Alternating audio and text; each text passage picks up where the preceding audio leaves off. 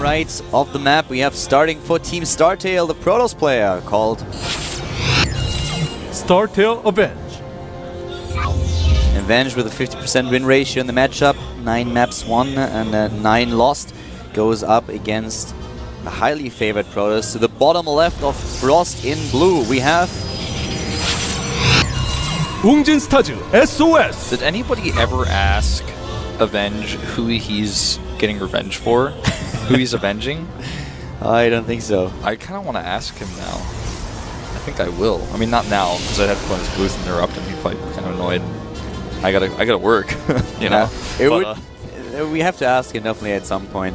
But yeah, we are once again in the third round of the Challenger League, which means whoever wins this best of 3 is going to the Premier League right away. And that's where SAS actually came from. He dropped down from the Premier League into the third round of the Challenger League. Avenge made his way through the ranks. He went into the first round up against the Protoss player. He took down Trent, the Samsung Galaxy B-teamer, with a 2-0. And then in the second round, he took down Björn with a 2-1. Finds himself once again in the third round. Was beaten by Flash in past seasons in the third round. So now he has another shot. And this time, in this matchup, he might be able to do it. But SOS is a strong opponent to face. 33 maps won, 16 lost. Leaves him with a 67% win ratio. There we go. It's pretty high. Yeah, pretty high. 67% is actually like nuts. For a player on his level, that is quite insane. Yeah, I mean, he's playing against the best players in the world, bar none. So to have any win ratio like above 60, if anybody has in a Premier League above a 60% win ratio against those players, you are looking at one of the best players in the world by I mean, it's just a fact. It's not even an opinion. The only thing is that recently he was not doing this well anymore in this matchup. He lost to San with an 0-2 at IM New York, and he also lost in the Premier League against Trap twice actually. Just recently, the only Protoss vs. Pro that he won was the one against Huck, and Huck, being a foreigner, is just not on the same level as the Korean players that SOS usually has to face, which is kind of sad, but it's a fact. So at this point, maybe SOS a little bit shaky in the matchup here, but definitely the player that people will think is going to take the series. But Avenge has surprised us in the past, and SOS is definitely not going to take him lightly. Yeah, I agree. Now talking about builds here, we have a double gate coming up here for Avenge. He's playing it, you know, a little bit safer, I guess you could say, considering he's making a sentry. So he's not using the double gates to be aggressive, whereas SOS only has one gateway, and as a result has a faster mothership core, so he can use that to scout. But he has less production, and will probably have a faster tech as a result. Only time will tell. And there it is. It's a Twilight Council.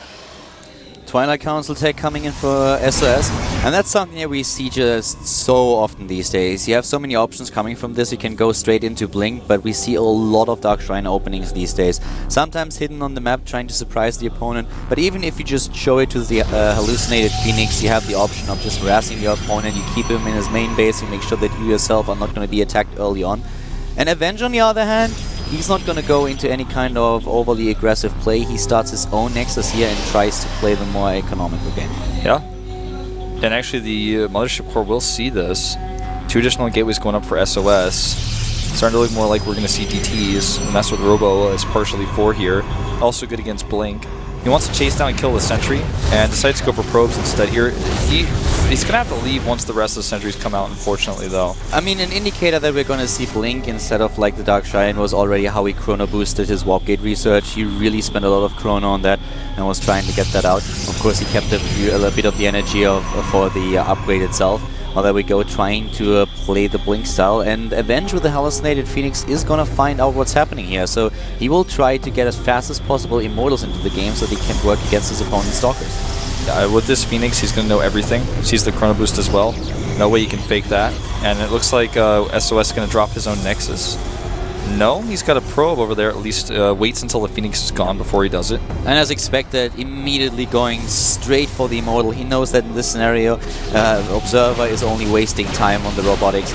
The problem really is that his expansion is so exposed. The Mothership Core, on the other hand, is already here trying to use the Photon Overcharge at the right moment in time, dropping in a few Stalkers before that happens, and trying to buy some time for the first Immortal to come out. Yeah, he actually will buy enough time for that.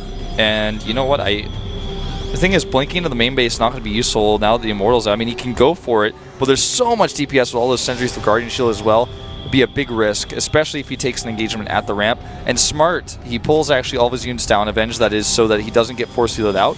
And now if he sneaks around here, though, he could actually surprise him. Yeah, he's trying to get into the main base, and that's exactly what he does. The Mothership Core already spotting it. The rest of the army comes up the ramp once again. The second Immortal is nearly there. That would help him so much, and here we go. Guardian Shield immediately popped, and SOS moves back. Still no expansion for him. He has a couple of probes mining from the low ground, but this is starting to get a bit iffy for the Wunjing Stars player. Yeah, had he had the force shield ready to block those units of the main, it would have been cool.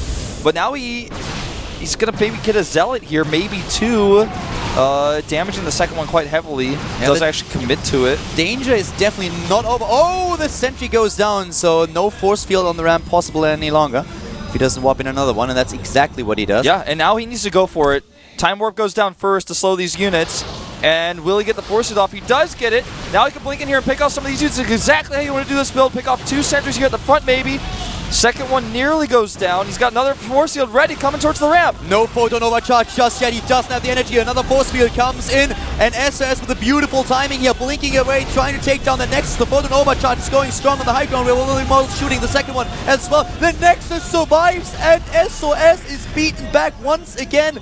Avenge just barely holding here. He needed to get that Mothership Core or get the Nexus down before. He could have tried to commit to killing it. He still can, but with the two Immortals there, it's going to be iffy. SOS lost his Mothership Core. He has no high ground vision any longer. He cannot blink onto the high ground. Yeah, and you know what? He doesn't have a Nexus. It's just started.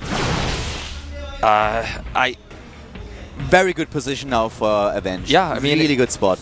He actually did not, he basically did not make any mistakes when it came to reacting to this. He never overcommitted to one place or another, was always able to have that flexibility with the Mothership Core, kept it alive. And with three Immortals out now, he wants the pylon.